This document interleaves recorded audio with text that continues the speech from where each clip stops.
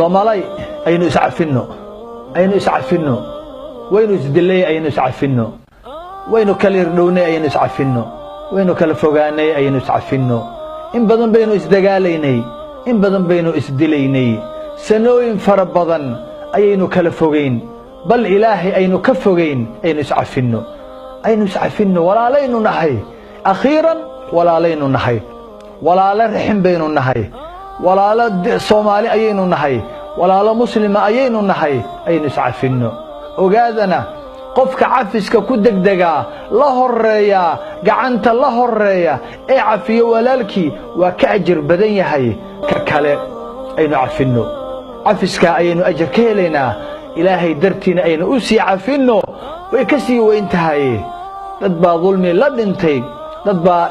madalama la dhintay dad baa intay wax dhaceen wax dileen wax boobeen dhintay maanta xaqiiqadii bay hayaan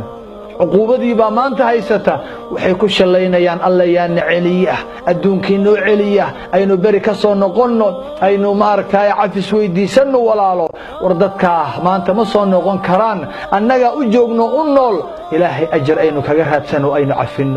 cafino inta dhimatay aynu cafino aynu dambi dhaaf u weydiino ilaahay ha cafiye ilaahay ha ka raali noqdee raali ahaansha ilaahay aynu u weydiino annagayna anagu xiran tahay annagayna dhaceen annagayna dulmeen annagana cafin karna aynu cafino ilaahay ha cafiye aynu cafino wad ogsoontihiin jannada waxa lagu galo ugu horeeya oo ugu weyn waa ugu fudud waa laabto la xaaro laabto wanaag laga buuxiyo laabto dadka xiqdiga iyo xasidka xumida looga saaro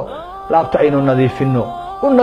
inta nool iyo inta dhimatay Soomaali Ramadan waa yimid aynu ku qaabilno aynu ku soo dhaweyno inaynu iscafino inteena nool aynu iscafino inta dhimatayna inaynu cafino cafiskaas shay muhiim ah waa cibaade aynu noolayno aynu iscafino ilaahay haydin cafiyo qof walba walaalkii nool iyo kii dhintay cafiya Allah cafiyo jannadina Allah geeyo